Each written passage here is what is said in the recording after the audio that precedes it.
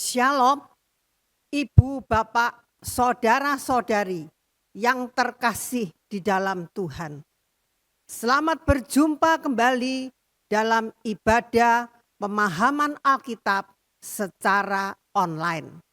Sebelum kita mendengarkan firman Tuhan, marilah kita akan bersama-sama berdoa. Tuhan Yesus, Allah kami yang baik, saat ini kami bersyukur kepada Engkau kalau kami masih diberi kesempatan. Sebentar kami akan mendengarkan firman Tuhan mengenai kitab Yesaya. Bantulah kami hamba-Mu, beri kami hikmat-Mu yang dari sorga, supaya apa yang kami beritakan, Tuhan, sesuai dengan kehendak Tuhan, menjadi berkat buat jemaat-Mu yang mendengarkan di mana saja berada. Bantulah jemaat yang mendengarkan supaya mereka boleh mengerti apa yang menjadi rencana Tuhan di dalam hidup mereka. Terima kasih Bapa. Di dalam nama Tuhan Yesus kami berdoa dan mengucap syukur. Amin. Tema firman Tuhan yang akan saya sampaikan adalah ucapan ilahi terhadap Yerusalem. Kita akan bersama-sama membaca di dalam kitab Yesaya pasal 22 ayat 1 sampai dengan 14. Kita akan membaca dalam bahasa Indonesia masa kini. Kitab Yesaya pasal 22 ayat 1 sampai dengan 14 kita bagi menjadi dua bagian. Yang pertama, kitab Yesaya pasal 22 ayat 1 sampai dengan 7 tentang kekacauan Yerusalem. Dan yang kedua, di dalam kitab Yesaya pasal 22 ayat 8 sampai dengan 14 mengenai penghinaan terhadap kebaikan ilahi dan penghakiman ilahi. Kita mulai bagian yang pertama. Kitab Yesaya pasal 22 ayat 1 sampai dengan 7 tentang kekacauan Yerusalem. Kita akan membaca dalam bahasa Indonesia masa kini. Inilah pesan tentang lembah penglihatan. Hai penduduk Yerusalem, mengapa kamu semua naik ke atap rumah? Tidak patut seluruh kota berpesta-pesta dan bersorak gembira. Sebab pejuang-pejuangmu yang mati dalam perang ini bukan mati karena bertempur. Semua panglimamu melarikan diri dan ditawan sebelum mereka sempat menembakkan panah. Semua orang kuatmu tertawan juga, walaupun sudah lari jauh. Jangan perhatikan aku. Biarkan aku meratapi orang-orang dari bangsaku yang telah tewas. Jangan coba menghibur aku. Memang Tuhan yang maha tinggi dan maha kuasa telah menetapkan hari ini sebagai hari kekacauan, kegemparan, dan huru-hara di lembah penglihatan. Tembok-tembok kota sudah dirobohkan. Teriakan mereka minta tolong bergema di bukit-bukit. Orang Syria datang dengan kuda dan kereta perang. Orang Elam bersenjatakan busur dan panah. Orang Kir menyiapkan perisainya. Lembah-lembah subur Yehuda penuh dengan kereta perang. Pasukan berkuda siap di depan gerbang-gerbang Yerusalem. Amin. Berbahagialah kita yang mendengar firman Tuhan, merenungkan dan melakukan di dalam hidup kita sehari-hari. Lembah penglihatan. Kita bicara tentang lembah penglihatan. Yerusalem disebut lembah sebab gunung-gunung mengelilinginya. Di sana Allah dikenal dan namanya besar. Nabi-nabi mendapat penglihatan. Di dalam ayat 3 dikatakan, panglimamu tertawan, menggambarkan serangan Asyur yang dipimpin Sanherib terhadap Babel pada tahun 703 sampai dengan 689 sebelum Masehi. Itu tercatat di dalam kitab Yesaya pasal 21 ayat pertama. Sedangkan ayat 1 sampai dengan 7 sebuah nubuatan tentang kesusahan besar yang akan segera menimpa penduduk Yerusalem. Karena apa? Karena penyerangan Sanherib terhadap negeri itu dan pengepungannya atas kota itu. Karena Yerusalem dikepung musuh dari Syria, Elam, orang Kir, maka semua persediaan makanan habis total. Pasokan makanan dari luar tidak dapat masuk ke dalam kota Yerusalem. Banyak penduduk yang meninggal karena kelaparan, bukan karena diserang musuh. Nah, ini gambarnya tentang tembok Yerusalem yang dibangun pada zaman Raja Hizkia. Selanjut, yang kedua, kitab Yesaya pasal 22 ayat 8 sampai dengan 14. Kita baca dalam bahasa Indonesia masa kini. Penghinaan terhadap kebaikan ilahi dan penghakiman ilahi. Kita mulai membaca ayat 8. Seluruh pertahanan Yehuda runtuh. Pada waktu itu, kamu memeriksa alat-alat perang di gudang senjata. Kamu menemukan banyak sekali retak di tembok kota Yerusalem yang perlu diperbaiki. Kamu memeriksa semua rumah di Yerusalem, membongkar beberapa di antaranya, dan memakai batunya untuk memperbaiki tembok kota, untuk mengumpulkan air. Kamu membuat kolam di dalam kota dan menampung air dari kolam lama. Tetapi kamu tidak memperhatikan Allah yang sudah lama merencanakan semua itu. Dan yang menyebabkan itu terjadi. Pada waktu itu, Tuhan yang maha tinggi dan maha kuasa menyuruh kamu menangis dan meratap, mencukur kepala dan mengenakan kain karung. Tapi sebaliknya, kamu bersenang-senang dan berpesta.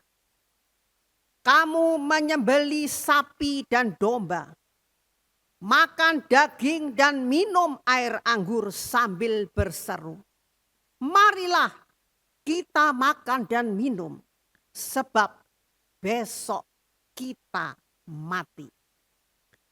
Tuhan yang maha tinggi dan maha kuasa menyatakan diri kepadaku dan berkata, sungguh kejahatan mereka itu tak akan kuampuni sampai mereka mati. Aku, Tuhan, telah berbicara. Yesaya adalah seorang nabi sejati. Merasakan tragedi kejatuhan dan kemurtatan umat itu secara mendalam. Umat Allah sedang dibinasakan dan ia merasa sangat sedih karena mereka. Dan Allahnya dikhianati. Sementara orang lain mengalami sukacita dan keriangan. Itu tercatat dalam ayat 12 sampai dengan 13. Sang nabi harus ikut merasakan kesedihan Allah.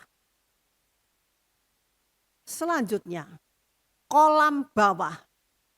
Yang disebut kolam bawah adalah sebuah kolam alam yang terletak di bagian selatan lembah pusat atau lembah Tiropea di kota Yerusalem. Beberapa kota kuno mempunyai dua tembok dengan dua ruang di antara kedua tembok itu. Jika musuh berhasil menembus tembok bagian yang luar, kota itu masih terlindung oleh tembok bagian dalam. Sedangkan di sisi timur kota Yerusalem terdapat sebuah mata air alami yang pada zaman dahulu menjadi satu-satunya sumber air bagi penduduk kota. Kita bisa lihat pada gambar di atas. Namun karena letaknya itu di luar tembok kota, maka air itu justru menjadi kelemahan kota Yerusalem yang terbesar. Sumber air yang berada di tempat terbuka beresiko menjatuhkan kota apabila musuh dapat mengalihkan atau menutup aliran airnya. Raja Hizkia mengatasi kelemahan itu dengan membangun saluran air yang menembus lapisan berbatuan yang sangat keras sepanjang 530 meter dari mata air ke dalam kota. Sehingga air dapat mengalir ke dalam kolam. Ibu bapak, saudara-saudari bisa membaca nanti dalam kitab 2 Raja-Raja pasal 20 ayat 20 dan 2 Tawarikh pasal 32 ayat 2 sampai dengan 4. Nah, inilah gambaran tentang terowongan saluran air. Namun saat melakukan itu, Raja Hizkia katakan, kamu tidak memperhatikan Allah yang sudah lama merencanakan semua itu dan yang menyebabkan itu terjadi. Itu tercatat dalam kitab Yesaya pasal 22 ayat 11 dalam bahasa Indonesia masa kini. Merencanakan apa? Allah sendiri merencanakan kota Yerusalem sedemikian rupa sehingga sumber airnya tidak terlindungi. Keberadaan mata air di luar tembok kota menjadi pengingat setiap saat bahwa penduduk kota harus bergantung hanya kepada Allah untuk keselamatan mereka. Inilah usaha mereka melindungi diri dari serangan musuh, bukannya mencari pertolongan kepada Tuhan. Mereka memanfaatkan segala sarana yang dapat mereka pikirkan untuk melindungi diri sendiri. Rupanya mereka itu kurang percaya pada kemampuan Tuhan untuk melindungi mereka. Mereka ragu-ragu, tidak percaya kalau Tuhan Allah yang mereka sembah, Allah yang maha kuasa. Bagi Tuhan tidak ada barang yang mustahil. Di dalam ayat 13, para pemimpin Yehuda tidak merasa khawatir dengan bencana yang sebentar lagi menimpa kota itu. Sebaliknya, mereka memutuskan untuk mengadakan pesta yang besar untuk terakhir kalinya. Kalau mereka mati keesokan harinya. Mereka tidak memikirkan kematian yang sudah diambang pintu. Ketika umat Allah berkompromi dengan dunia dan tidak lagi menaati akan perintah Allah, Allah memanggil mereka untuk bertobat kembali kepada jalan yang benar. Tuhan Yesus menginginkan gerejanya untuk mengingat di dalam surat Wahyu pasal 2 dan pasal 3. Seperti Yesaya, hamba-hamba Tuhan pada zaman sekarang juga mengabarkan Injil agar umat Allah bertobat, merendahkan diri, berdoa dan berpuasa, dan bukan untuk bersenang-senang terus-menerus berbuat dosa. Kita juga harus menggantungkan hidup kita sepenuhnya kepada Tuhan. Bukannya mengandalkan kekuatan. Saya masih kuat, saya bisa menghadapi semua masalah dalam hidup ini. Bukannya mengandalkan kemampuan, bukannya mengandalkan harta kita. Berapa banyak orang yang menghadapi masalah, orang yang kaya, tetapi ketika dihadapkan dengan masalah, harta mereka tidak bisa menolong. Akhirnya apa? Mereka menjalani jalan pintas. Hidup ini singkat. Persiapkan diri Anda untuk menghadapi kematian yang datangnya secara tiba-tiba dan tidak dapat diprediksi. Bukannya bersenang-senang menikmati keindahan dan kenikmatan dunia ini.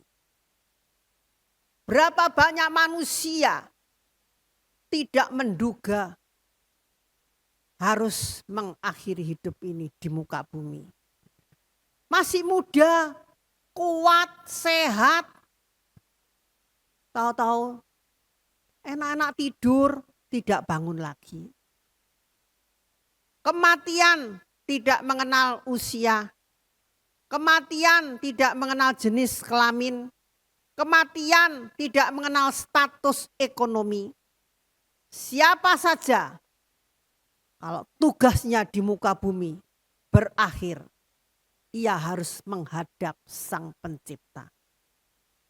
Oleh sebab itu, selagi masih ada waktu, selagi masih ada kesempatan, selagi masih kita kuat, sehat, berhati-hatilah dengan langkah kehidupan kita.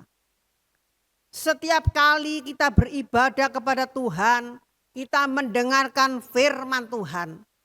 Jika firman Allah itu mengenai hidup kita, ada sesuatu yang kurang beres dalam hidup kita, jangan menyalahkan hamba Tuhan yang mengabarkan Injil. Tuhan masih sayang kepada ibu, bapak, saudara-saudari. Kita masih diberi peringatan. Supaya apa? Kalau kita salah, jatuh bangun di dalam dosa, kita masih diberi kesempatan untuk berbalik dari jalan yang salah menuju jalan yang benar. Kalau sewaktu-waktu maut menjemput kita, kalau hidup kita sudah beres, hidup kita sudah suci di hadapan Tuhan, kita tidak akan khawatir, kita tidak akan menyesal selama kita masih hidup di muka bumi, sudah mempergunakan waktu kita dengan baik. Hidup kita tetap suci di hadapan Tuhan. Tetapi jika mau datang menjemput kita, kita masih ada dalam keadaan yang kotor, penuh dengan kejahatan, dosa-dosa, maka dikatakan hukuman menanti kepada orang-orang yang hidupnya kotor dan penuh dengan dosa. Di dalam kitab Pengkhotbah pasal 11 ayat 9 dalam bahasa Indonesia masa kini. Nikmatilah masa mudamu, hai pemuda. Bergembiralah selama engkau masih remaja. Penuhilah segala hasrat jiwamu. Laksanakanlah semua niat hatimu. Tetapi ingat, Allah yang ada di surga kelak mengadili tindakanmu semua. Jadi kita diingatkan, segala perbuatan kita di dunia ini, baik yang baik, baik yang jahat, akan kita pertanggungjawabkan di hadapan pengadilan Kristus ketika kehidupan di bumi ini berakhir. Tiap-tiap orang, tidak terkecuali, semuanya akan menghadap pengadilan Kristus. Saat ini, kalau kita masih diizinkan mendengar firman Tuhan, biarlah firman Tuhan ini kita renungkan, kita laksanakan di dalam kehidupan kita. Kalau ada hal-hal yang kurang berkenan di hadapan Tuhan, mari, masih ada waktu, masih ada kesempatan. Bertobat kembali pada jalan yang benar. Kalau kehidupan di muka bumi ini berakhir, maka semua perbuatan kita akan kita pertanggungjawabkan di hadapan pengadilan Kristus. Selagi kita masih bernafas di muka bumi, suka dan duka kita jalani. Masalah demi masalah, sakit penyakit silih berganti yang kita jalani dan kita hadapi di muka bumi ini. Namun jangan kita mengandalkan kekuatan kita. Jangan kita mengandalkan kepandaian kita. Jangan kita mengandalkan kekayaan kita. Semuanya itu tidak bisa menolong kita. Jangan berharap kepada pertolongan manusia. Pertolongan manusia seringkali mengecewakan. Tetapi dalam segala keadaan, baik dalam keadaan suka maupun duka, dalam keadaan sehat maupun dalam keadaan sakit, kita tetap mengandalkan Tuhan. Kita bersyukur kepada Tuhan. Jangan lepaskan iman kita dari Tuhan. Pegang terus iman kita. Setialah beribadah dan mengabdi kepada Tuhan sampai nafas yang penghabisan. Amin. Mari kita akan berdoa. Terima kasih Tuhan, Allah kami yang di sorga. Kami sudah mendengarkan firman Tuhan. Tuhan mengingatkan kepada kami harus mempertanggungjawabkan semua perbuatan kami di muka bumi, di hadapan pengadilan Kristus. Sebab itu Tuhan, jikalau hari-hari ini seringkali kami jatuh bangun di dalam dosa, Tuhan seringkali mengingatkan kami melalui firman Tuhan yang disampaikan oleh hamba-hamba Tuhan. Jangan sampai kami mengeraskan hati, tetapi kami boleh menerima firman Tuhan dengan penuh kerendahan hati. Kalau ada hal-hal yang salah, kami mau bertobat. Kami mau merendahkan diri kami. Kami mau berubah kembali kepada jalan yang benar. Selagi kami di muka bumi, seringkali masalah, problema, kesulitan, pencobaan, sakit penyakit yang harus kami hadapi. Seringkali kami mengandalkan kekuatan kami. Seringkali kami mengandalkan kemampuan kami. Seringkali kami mengandalkan kepandaian kami. Seringkali kami mengandalkan kekayaan kami. Seringkali kami mengharapkan uluran manusia. Namun semuanya itu sia-sia adanya. Tetapi firman Tuhan mengingatkan kembali kepada kami umat Tuhan. Apapun yang kami hadapi di muka bumi ini, kami tetap berharap dan mencari pertolongan hanya kepada Tuhan. Kami tidak ragu-ragu lagi karena Engkau Allah yang Maha Kuasa. Sanggup menolong, memberikan jalan keluar untuk setiap masalah di dalam hidup kami. Mungkin hari-hari ini kami mengalami masalah dalam ekonomi. Tuhan sanggup menolong dan memberkati kami. Mungkin hari-hari ini kami mengalami masalah dalam keluarga kami, dalam pekerjaan kami, dalam studi kami. Tuhan sanggup memberikan hikmat, akal budi, dan jalan keluar. Mungkin hari-hari ini kami menghadapi sakit penyakit. Tuhan akan menolong melalui para dokter yang menangani, supaya kami boleh dipulihkan kembali. Terima kasih Bapa, berkati seluruh jemaat-Mu yang mendengarkannya di mana saja mereka berada. Supaya firman yang sudah kami dengar bukan berlalu dengan sia-sia, tapi kami lakukan dalam hidup kami sehari-hari. Terima kasih Bapa, dalam nama Tuhan Yesus kami berdoa dan mengucap syukur. Amin.